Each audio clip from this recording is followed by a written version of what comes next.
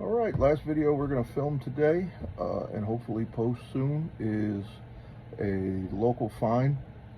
Our local mall here just added a new store, a store that we had years ago when I was probably a teenager, FYE. You know, I travel for work, and I know that the city that I travel to for work, there is an FYE, and I love going there, and I love seeing all of the different toys, all the different action figure lines and stuff that are available today. But we haven't had one locally in forever. I couldn't even tell you when it was closed. But they just opened one, and I don't normally go to the mall. So I had a friend who went, saw it, and pointed it out to me, so I had to take a look.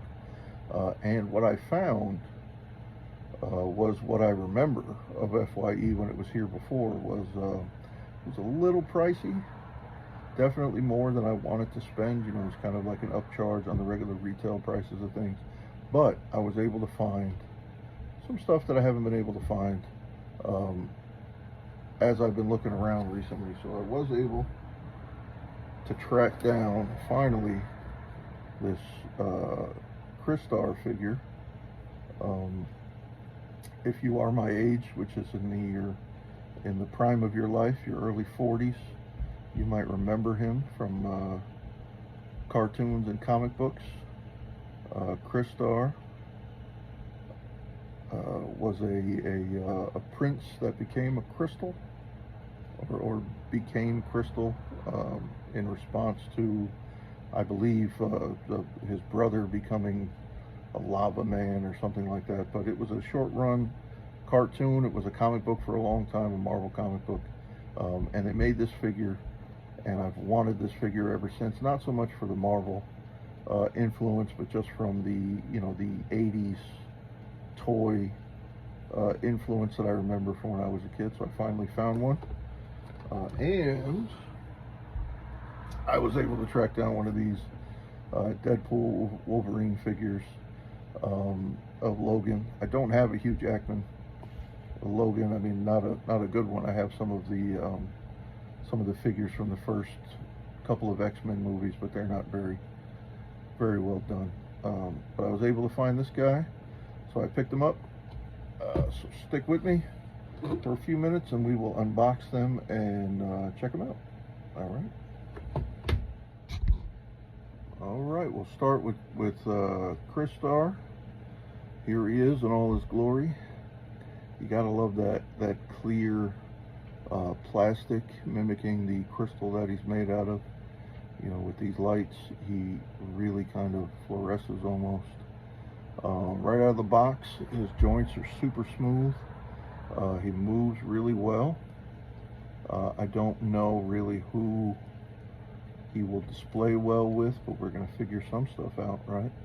He comes with this cool sword and shield. I did have to swap out his hands because the hands that he came with were a fist and an open hand. Give out those back hands, right? His articulation is pretty standard for a Marvel legend, but just look at the if you can see it, kind of the sculpting. He's got this gem in his chest. His helmet and face are one piece. You know, I thought the helmet kind of would come off, but it's just one piece, and it's clear plastic. Look at those wings on the side, very nice. And that is a pretty accurate, I love this little gem on his belt. That is a really accurate depiction of what he looked like in the old comic books and the old cartoons. there was a whole kind of toy line that was out if you weren't around at the time. It was kind of mimicked the Masters of the Universe toy line. It was kind of like Masters of the Universe and Rock Lords kind of combined to make these kind of men made out of rocks and minerals and stuff, and they fought one another. They had castles and everything, and it was a really cool toy line. But as a kid, you know, in the 80s, you really didn't get to collect lots of different things. You know, I primarily collected initially was He-Man or Masters of the Universe, and then it was G.I. Joe, and a little bit later some Teenage Mutant Ninja Turtles, but that was pretty much it.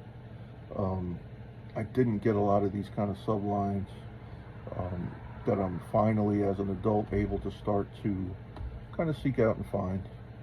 So that's Crystar. He did come with some Build-A-Figure pieces from the Void. He was part of the Void Build-A-Figure line. I'm not really familiar with the character of the Void. So I have these pieces. I don't know really what I'm going to do with them. I don't have any of the rest of the line, I don't think. Right, that line was the Supreme Power Princess. I wanted to get her, but I didn't. New Warrior, Justice, Vision, Namorita, Namor, and the Black Panther. So a lot of those figures I kind of have other versions of, or don't really need versions of. I would like to get that that Squadron Supreme Power Princess to kind of put her in my Wonder Woman display. I think that'd be kind of cool. But that's the Void. I mean, that's the Void Build-A-Figure figure for Crystar. And then we have this Wolverine Legacy Collection figure. I was watching some videos, some other content creators who weren't big fans of this figure, but I have to say I really think it's a great likeness of Hugh Jackman, especially from that Wolverine Origins kind of era. That was a movie that we didn't really get that many good figures out of, or any figures out of, so it's nice to kind of finally have a good representation of Hugh Jackman. He comes with an alternate head. He has this kind of screaming, angry Wolverine head, and he has this kind of deciding if I'm going to be angry, screaming Wolverine head face, right? It's kind of I'm about to be there if you keep talking, angry and screaming. And he comes with two alternate hands that are just fists, no claws, and these obviously are the popped claws that he has. He comes with this kind of detachable dog tag accessory, and beyond that it's just him and his tank top and jeans, riding boots. Pretty clean figure. I like the detail. I like the articulation. I'm kind of a fan of that kind of boot cut pant that Wolverine does. You know, back in the day it was always kind of like almost like a bell bottom boot cut, but these are kind of nice the way they have them, where it's not too overdone, it's not too like 70s style. I think it's a great figure. I like his belt buckles, a little, looks like a Indian head, a Native American headdress, belt buckle, reminiscent of that Origins Wolverine look. I gotta say, I like it.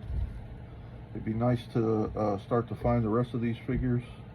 If not, these legacy figures or the actual Deadpool Wolverine movie figures would be cool. Haven't seen the movie yet. Can't wait to see it. I'm hearing nothing but good things. So yeah, good pick. FYE. While the prices were a little more than I would anticipate paying for Marvel Legends, I think these were about 40 bucks a piece. Having not found a Crystar figure at all, and really wanting one, and now finally having a good representation of Hugh Jackman in my collection. Good job. Thank you, FYE. All right.